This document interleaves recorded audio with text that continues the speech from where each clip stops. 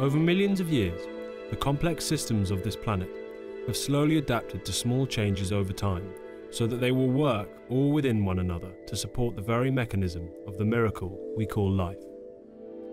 But the changes the planet faces at the present time are becoming almost too fast for these systems to adapt to, and like a house of cards, the complex web of life is in danger of coming crashing down. As the world goes about its usual business, and then gets tucked up comfortably in bed each night, most are blissfully unaware of the turmoil that this system is in. Why is this so? A few years ago, people, it seemed, were a little more gullible than they are today.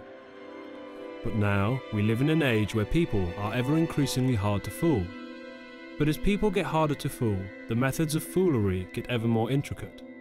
And with so much power at their fingertips, some will take ever increasingly complex measures to have many believing exactly what they want them to believe. The world has been fooled at the most deepest of levels, and if we don't come to see beyond this, then this planet, our home, may soon become uninhabitable. Upon hearing the real truth, you decide that you still do not believe it to be true. Then you are still hypnotized by the spell of falsehood. There is still time left to wise up and to do something about it before it is too late. But there is no room left for complacency. So it is time now that you come to know for yourself what is really happening to this planet.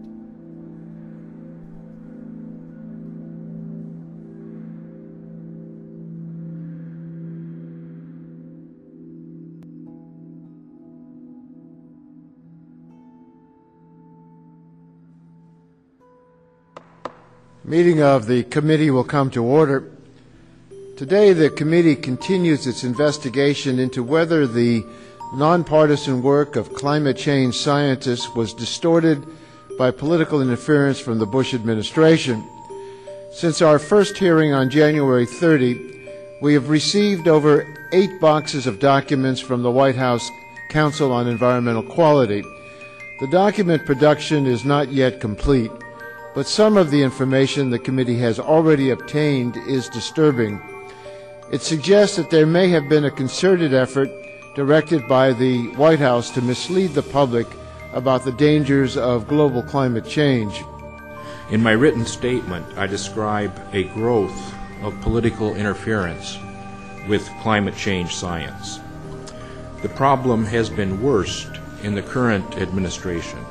This is a chart from the Center for Research on the Epidemiology of Disasters, and you see on the left-hand slide worldwide major weather-related disasters during the first part of the century. What's been going on more recently is quite a different pattern. In the last 30 years, there have been 4 times more annual weather-related disasters than in the previous 75, and the trend is continuing. The reinsurance companies are quite disturbed, as you would expect by this, but if you put this in perspective and you look at the predictions that floods, droughts, hurricane damage, fires, and other climate-related disasters will increase even more dramatically the longer we delay action on this. When we talk about our time in history, biologists will tell us that there have been many extinctions in the past. And we are well into the 6th mass extinction on this planet right now.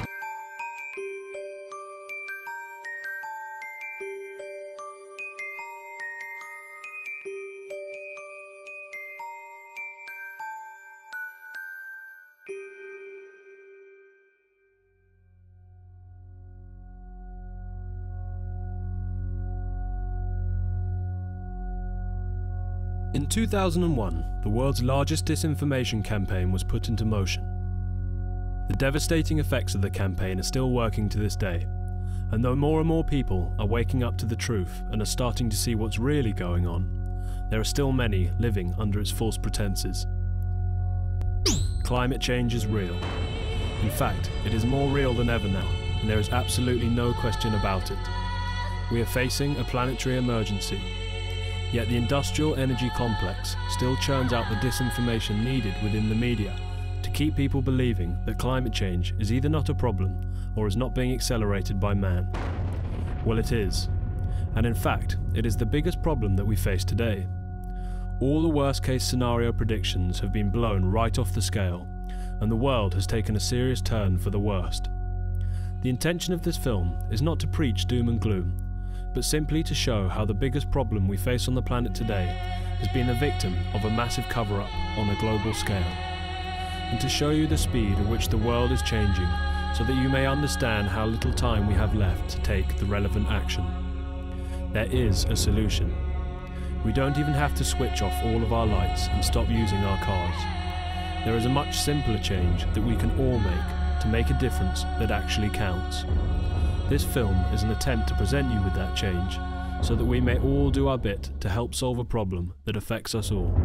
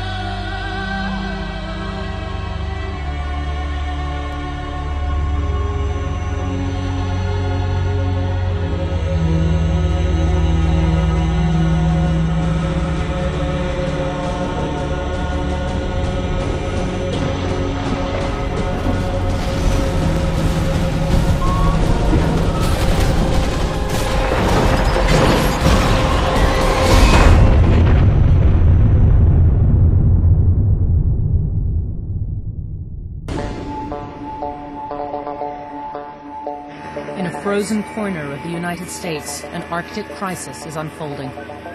This Alaskan island is disappearing. Its people forced to abandon their homes because of the pace of global warming. But when American scientists raise the alarm, they say they were obstructed. I have not seen this in my experience in upwards of 40 years of working in the science world. I have colleagues who I know in government, who work in government laboratories, who feel that it's impossible for them to speak their mind in the precise way that they used to be able to speak. The leaders of the most powerful nation on Earth are accused of editing reports on global warming. They would come back altered in such a way as to systematically play down the global warming problem.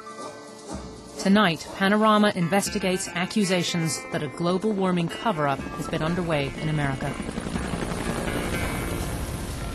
It reminds me of the process that occurred in the old Soviet Union, for example, where, the public is given the information that the government wants them to hear rather than an honest description of the situation. Vital time has been lost, while scientists say they've been working in a climate of fear.